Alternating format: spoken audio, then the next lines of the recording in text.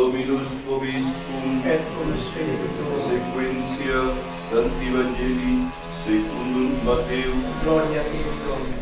Nilo tempore dixis Iesus pluribus parabolam simile facules provencio omni, qui seminavit bonum semim in agro suo, un autem dorminem homines venit, micus eius exuperiminavit, cizaña in medio tristice, et habit cum autem crevices herba, et fructum vecisis cum aparuelum, et cizaña ascendentis, autem servis patri familie, dixerum ei, Domine, nomine bonum semen, seminaste in agro tuo, unde ergo habet cizaña, et aeris micus homo hoc feci, servi autem dixerum ei, vis imus, et colligemus ea, et non, ne fortes collientes cizaña, eradicetis simul cum eis et tripticum,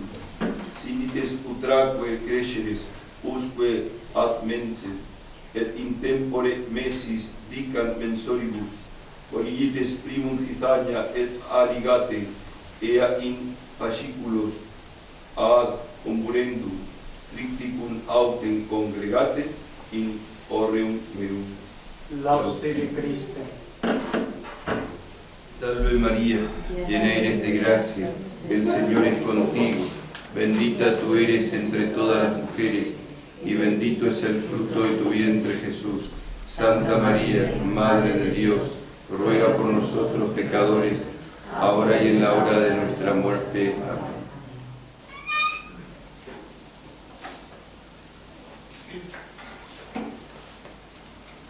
Escuchamos que hay varias parábolas o comparación sobre el tema de el reino de los cielos.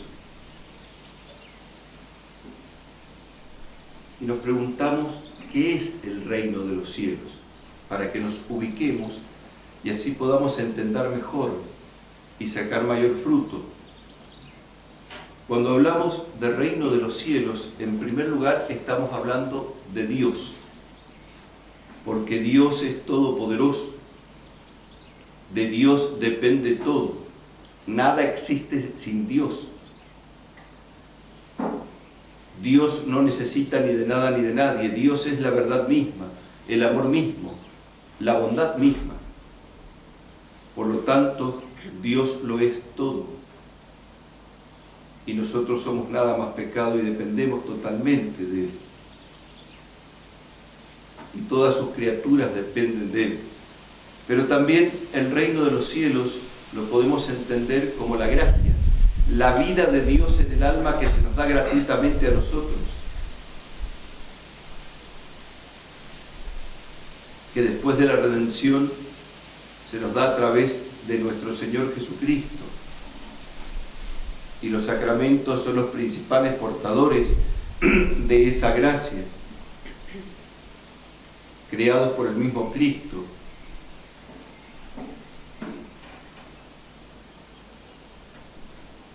Y por eso se dice que el reino de los cielos está dentro de vosotros.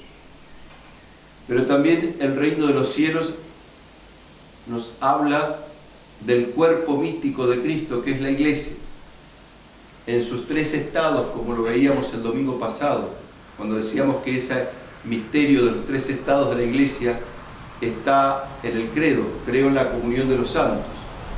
Y tenemos la Iglesia triunfante del cielo, los santos que ya han llegado al cielo, que han respondido a la salvación de Cristo, han respondido a la redención de Cristo y ya están gozando de Dios junto con la Santísima Virgen. Y la sangre de Cristo ha triunfado en ellos, y ellos son los campeones de Cristo, los imitadores de Cristo, y nos llaman a nosotros a que nos animemos a imitar a Cristo y llegar al cielo. Pero también están los que se han salvado, pero todavía no han podido ingresar al cielo, las almas que se purifican en el purgatorio. Pero también estamos nosotros acá en la tierra, la iglesia militante, que todavía estamos en orden de la vida eterna, pero con el riesgo de perderla. si nos dejamos atrapar y vencer por los enemigos del alma, el demonio con sus ángeles, el mundo y la carne. Y así tenemos la realidad del reino de los cielos. A esto se refiere el reino de los cielos. Ahora bien, la parábola o comparación de hoy, que nos quiere mostrar el reino de los cielos, ¿a qué aspecto de este reino de los cielos o a qué aspectos de este reino de los cielos se refiere? Tenemos la providencia de que esta parábola, como la parábola del sembrador, ha sido explicada por nuestro Señor Jesucristo. Nosotros hemos leído San Mateo capítulo 13, versículos 24 al 30, donde está la parábola del trigo y la cizaña. Y en el mismo capítulo 13 de San Mateo, en los versículos 36 al 43, explica nuestro Señor Jesucristo qué significa esta comparación.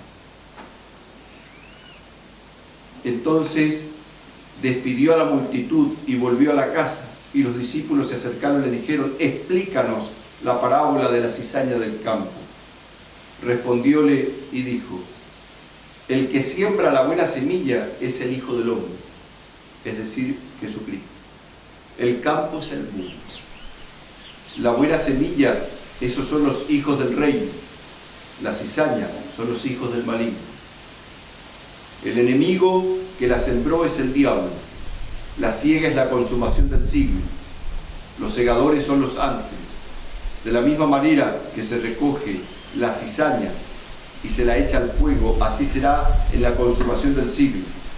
El Hijo del Hombre enviará a sus ángeles y recogerá de su reino a todos los escándalos y a los que cometieron la iniquidad, y los arrojará en el horno de fuego. Allí será el llanto y el rechinar de dientes. Entonces los justos resplandecerán como el sol en el reino de su Padre. Quien tiene oídos, oiga. ¿Qué quiere decir esta expresión, que tiene oídos, oiga? Que no todos van a aceptar la redención de Cristo. No todos van a aceptar el perdón de los pecados. No todos van a querer aceptar la gracia de Dios. No todos quieren pertenecer al reino de Dios. No todos quieren ser salvos. Es una locura no quererlo, pero lamentablemente se puede usar mal de la libertad. Pero el Señor es tan paciente, tan misericordioso, que espera para ver si alguna cizaña puede pasar a ser trigo, a través del arrepentimiento y el perdón de los pecados, a través de la conversión y del cambio de vida. ¿Cuántas veces nosotros podemos haber sido cizaña y hemos recibido el perdón de los pecados y hemos podido pasar a ser trigo? ¿Cuántas veces, queridos hermanos, tenemos algo de cizaña en nuestro corazón a causa de nuestra inclinación al mal? Y si dejamos crecer eso en nosotros, es muy peligroso, porque puede quitarnos la orientación al reino de los cielos. Hemos sido creados para Dios y nos empeñamos muchas veces en alejarnos de Dios. Tener oídos significa estar abierto a la gracia de Dios, estar abierto a la redención de Cristo, estar abierto a que Dios haga cambios en mi vida. Porque solo el plan de Dios me puede llevar a la salvación, es decir, hacer la voluntad de Dios. Y solo apartarme de la voluntad de Dios me puede llevar a la perdición eterna, la condenación. Y es por eso que tenemos que tomar conciencia de cómo estamos viviendo, qué es lo que estamos haciendo. Y es por eso que la Iglesia nos pone a consideración estas parábolas del reino de los cielos, para que tomemos conciencia de que cada decisión que nosotros tomamos acá en la tierra tiene un eco de eternidad. Cualquier decisión, ya sea para la vida eterna o ya sea para la condenación eterna. Lo que nosotros decidimos tiene un eco de eternidad. Y Jesucristo nos quiere salvar. Pero como dice San Agustín, y otras veces lo hemos recordado, quien te creó sin ti no te salvará sin ti. Y es por eso que nosotros imploramos a Dios misericordia y pedimos poder someternos a sus designios. Justamente el introito que se va a repetir en todas estas misas hasta terminar los domingos después de Pentecostés Este año tocan casi 27 domingos, después de Pentecostés.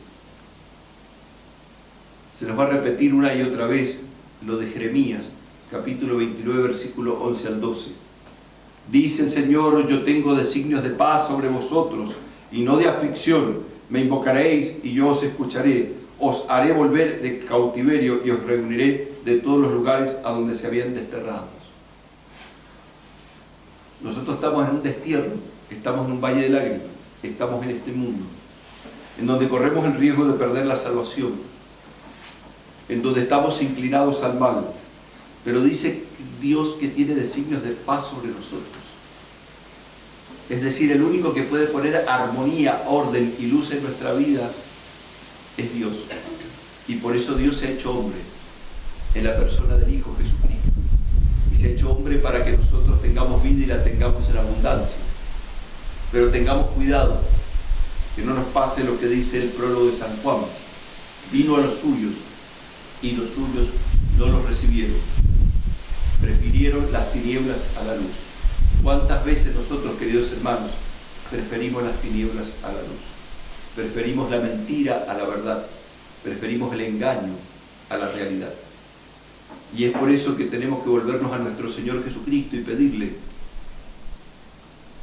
que dejemos de ser cizaña para ser trigo. Por eso, justamente, como Dios está dispuesto a perdonarnos y como Dios está dispuesto a elevarnos con su gracia a pesar de que somos miserables, es que Él nos llama también a que nosotros perdonemos de corazón, por amor a Dios, viendo en aquellos prójimos que nos han ofendido a personas rescatadas por la sangre de Cristo. Por eso se nos llama en la carta a los Colosenses, en la epístola, se nos llama a que nosotros tengamos compasión, bondad, humildad, y que sobrellevemos mutuamente y perdonándonos mutuamente. Perdona nuestras deudas como también nosotros perdonamos a nuestros deudores. Si no perdonas de corazón, tampoco serás perdonado. Si quieres el perdón de los pecados, tendrás que aprender a perdonar en Cristo.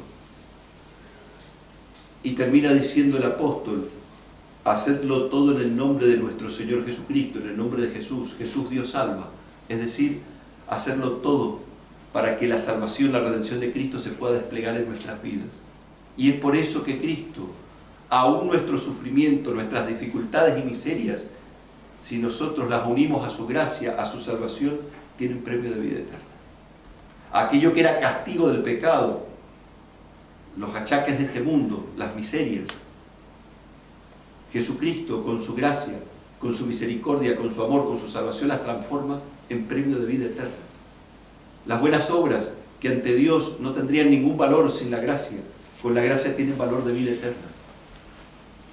Es por eso que cuando Dios permite sufrimientos en nuestra vida, dificultades, problemas, tentaciones, no es porque Dios quiere hacernos daño, sino es porque Dios quiere labrar la figura de su Hijo en nosotros. Pero nos cuesta aceptarlo y la mayoría de las veces no lo entendemos. Pero acá no es cuestión de entenderlo, es cuestión de someternos al plan divino y creer que Él quiere lo mejor para nosotros, aun cuando no lo entendamos. La Virgen Santísima, que fue preservada de todo pecado, inmaculada, que fue preservada del dolor del parto, que es la Madre de Dios, que es virgen antes, durante y después del parto, que es inmaculada, como decíamos, que fue asunta a los cielos en cuerpo y alma, no es privada del dolor de la cruz. E inclusive la Virgen hay cosas que no entendía. Lo dice la misma Sagrada Escritura. Cuando Cristo se perdió en el templo y lo halló, no entendió por qué pasó eso, pero la Virgen no se quejó. No lo cuestionó a Dios, sino que dice que meditaba y conservaba estas cosas en su corazón. La Virgen nos llama a que nosotros imitemos a su Hijo y a que meditemos en nuestro corazón y creamos que lo que Él quiere es lo mejor para nosotros, aun cuando a veces no lo entendamos. Porque el peor enemigo que tenemos, la peor cizaña que tenemos somos nosotros mismos, nuestro propio hijo, que es caprichoso, egoísta, soberbio, terco, que busca salirse con la suya, que quiere tener razón frente a Dios, que lo desafía a Dios con el pecado, que se burla de Dios con el pecado, Porque cada vez que nosotros cometemos un pecado especialmente mortal, nos burlamos de Dios. Queridos hermanos, no nos burlemos de Dios. Busquemos ser perdonados para hacer un verdadero cambio de vida, convertirnos y reparar. Evitemos las ocasiones próximas de pecado. No juguemos con los límites. Tenemos que tomar conciencia.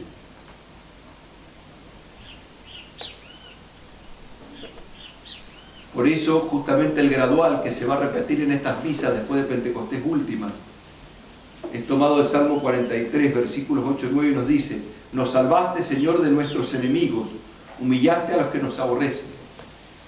¿Quiénes son nuestros enemigos? Como decíamos el domingo pasado: el demonio, el mundo y nuestra propia carne, pero el peor enemigo es nuestra propia carne. Y Él nos quiere salvar de ese hombre viejo, nos quiere salvar de que seamos cizañas, porque si no nos vamos a condenar. Si el hombre viejo toma la conducción de nuestra vida, nos condenamos. Si el hombre nuevo, en gracia de Dios y Cristo, toma la conducción de nuestra vida, nos salvamos.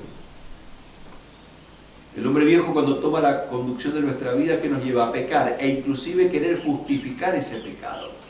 Muchas veces nosotros nos tranquilizamos estando en el pecado diciendo: lo dejaré más tarde. Ahora no puedo dejarlo. Nosotros podemos poner millones de excusas para pecar, pero nunca será justificable el pecado ante Dios. Solo se justificará con el perdón de los pecados, que tiene que llevar al cambio de vida, a la enmienda y a la reparación. ¿Cristo perdonó a grandes pecadores? Sí. Como por ejemplo a la Magdalena, que le sacó 7 demonios y la perdonó de una prostitución terrible. A San Mateo, que era cobrador de impuestos y que robaba. Perdonó a Zaqueo, que era también príncipe de los publicanos y que robaba. Perdonó a grandes pecadores, pero ¿qué hicieron los pecadores que fueron perdonados? Cambiaron de vida, trataron de corregirse, trataron de reparar, no siguieron en el pecado. Cristo no perdona para que yo siga en lo mismo. Cristo perdona para que yo salga. Y si me caigo nuevamente, me intente levantar, intente poner los medios. No me quede tirado ahí en el pecado. La vida normal de un cristiano sería en gracia de Dios, no en pecado mortal. Y cuando la Escritura dice que el justo peca 7 veces al día, se refiere a los pecados veniales, no los mortales. Guarda, porque hoy hemos perdido la conciencia de pecado y nos tomamos con mucha ligereza el pecado mortal. Un pecado mortal puede llevar a la condenación eterna. Un pecado mortal puede llevar a perderse para siempre. Un placer pasajero puede llevar a toda la eternidad a perder a Dios. Y no tomamos conciencia. Seguimos jugando con los límites. Por eso es que Dios nos llama una y otra vez. Y nosotros, viendo esta realidad, tenemos que decir lo que decíamos en el Aleluya, citando al Salmo 129, 1 y 2. Desde lo más hondo a ti grito, Señor, Señor, escucha mi voz, escúchame, porque soy débil y miserable y fácilmente me olvido y fácilmente vuelvo al pecado. Por eso hacerlo todo en el nombre de nuestro Señor Jesucristo, vivir en presencia de Dios, vivir en presencia de la salvación de Cristo, y cuando venga la prueba, la lucha, la dificultad, el problema, la cizaña, querer apoderarse de mi corazón, tengo que volverme a Dios con la oración y la penitencia y evitando las ocasiones próximas de pecado. No nos olvidemos de esto, porque a veces hacemos oración y penitencia, pero no evitamos la ocasión del próximo pecado y caemos, porque nos exponemos al peligro inútilmente. No te expongas al peligro, si ya sabes que eso te hace mal, ¿para qué vas a ir de nuevo? ¿Para qué vas a insistir en algo que no tenés que insistir? ¿Para qué vas a ir a agarrar la cobra si te va a picar? Evitar las ocasiones próximas de pecado. Lo rezamos en el pésame y no tomamos conciencia. Volvemos a ponernos en ocasión próxima de pecado. El infierno está lleno de personas que se han puesto en ocasión próxima de pecado. Evitemos las ocasiones. Por eso es que suplicamos en la oración secreta de esta misa, te ofrecemos, Señor, hostias, es decir, la víctima que es Cristo, pero dice hostias en plural. ¿Por qué? Porque nosotros nos unimos a la hostia que es Cristo, víctima, con nuestro sufrimiento. en gracia de Dios, de propiciación, o sea, de reparación, para que perdone misericordioso nuestras culpas y dirija nuestros corazones vacilantes. Tenemos un corazón vacilante, un corazón débil, que fácilmente se inclina al mal, fácilmente nos dejamos guiar por las emociones, por los sentimientos, y nos olvidamos del camino de Dios. Y es por eso que necesitamos cultivar la presencia de Dios, hacerlo todo en el nombre del Señor Jesús.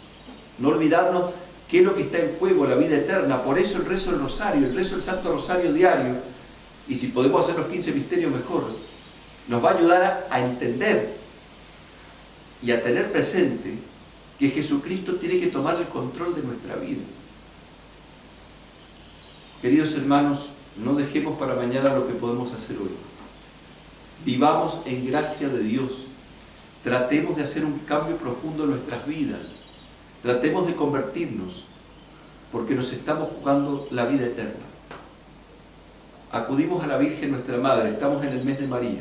Comenzábamos la misa con el mes de María, preparándonos para la Inmaculada Concepción, la Virgen pura sin mancha, que es concebida sin pecado. La Virgen, a ella acudimos, de este valle de lágrimas, como decimos la salve, y le pedimos: muéstranos a Jesús, fruto bendito de tu vientre, muéstranos a Jesús, Dios salva. La Virgen siempre en sus imágenes está o embarazada de Cristo, como está en Lourdes, en Guadalupe, o con el niño Jesús en sus brazos. Siempre nos está dando a Jesús, nos está mostrando a Jesús, nos está queriendo llevar a Jesús, porque es el fruto bendito de su vientre. Ruega por nosotros, miserables pecadores, ahora porque ya lo necesitamos, y en la hora de nuestra muerte, porque necesitamos morir en gracia de Dios para ser salvos. Por eso, queridos hermanos, no nos desanimemos, pero sí seamos precavidos. No nos acostumbremos a vivir en pecado. Tratemos de cambiar nuestras vidas. Y si en algo tenemos que corregirnos, aunque sea doloroso, hagámoslo. Por eso Cristo dice en el Evangelio: si tu mano derecha es para ti ocasión de pecado, arráncatela, porque más vale entrar manco en el reino de los cielos que irse todo entero al infierno. Y así sucesivamente. Sabemos muy bien que es muy doloroso físicamente perder un miembro, que nos arranquen una pierna, un brazo. Sería algo terrible. Sin embargo, Jesucristo hace esa comparación para indicarnos que muchas veces dejar el pecado, dejar la ocasión próxima de pecado, dejar tal situación o tal persona que nos lleva al pecado será tan doloroso como perder un miembro. Pero si no lo dejas voluntariamente, te condenarás, perderás a Dios para siempre y encima perderás eso que crees tener. Porque en el infierno no podemos gozar de nada. Los pecados que hacíamos en este mundo y gozábamos desordenadamente las criaturas, en el infierno servirá de sufrimiento. Y a Dios que hemos rechazado, en el infierno no lo podremos tener. O sea que no tendremos ni a Dios ni lo que queríamos tener desordenadamente. Reflexionemos y tomemos conciencia. Y no dejemos que las criaturas ocupen el lugar del Creador, el lugar del Redentor. No dejemos que ni nada ni nadie ocupe el lugar de Jesús. Queridos hermanos, tomemos conciencia de esto y al continuar la Santa Misa, donde se renueva el sacrificio de Cristo en la cruz, imploremos misericordia para hacer un verdadero cambio de vida y para poder ser trigo y no cizaña. Por eso la oración poscomunión muy acertadamente dice: te rogamos, oh Dios Todopoderoso, nos concedas la gracia de conseguir el efecto de aquel don saludable cuya prenda hemos recibido en estos misterios. ¿Cuál es el efecto de recibir a Jesucristo en la comunión? ¿Cuál es el efecto de que se renueve el sacrificio de la cruz en la Santa Misa de manera incruenta? ¿Cuál es el efecto de la redención de la salvación de Jesucristo? El perdón de los pecados, la enmienda, la corrección de vida, el reparar, el llegar a la vida eterna. Esos son los efectos que estamos pidiendo a este Dios Todopoderoso que se ha entregado por nosotros. Ninguno de nosotros se puede justificar a sí mismo. Tenemos a alguien que nos justifica, que es Cristo, que ha muerto en la cruz. Me amó y se entregó por mí. Gálatas 2:20. Me amó y se entregó por mí. Pero quien te creó sin ti, dice San Agustín, no te salvará sin ti. Debes dar una respuesta libre de alejarte del pecado y de vivir en gracia de Dios. Madre Santa, Reina y Madre de misericordia, refugio de pecadores, Madre que nos diste el Santo Rosario para llenarnos de Jesús, ayúdanos a tomar conciencia de que tenemos que entregarnos a Cristo. Y tú que siempre fuiste, oh Madre, trigo de Cristo, trigo bendito e inmaculado, ayúdanos a nosotros, por el perdón de los pecados, a pasar de cizaña a trigo. Y si tenemos todavía cizaña en nuestro corazón a causa de la inclinación al mal, consíguenos de tu Hijo Jesucristo el poder perseverar para poder ser salvos. Y te pedimos una vez más, Madre, ruega por nosotros pecadores, ahora y en la hora de nuestra muerte. Amén. Ave María Purísima.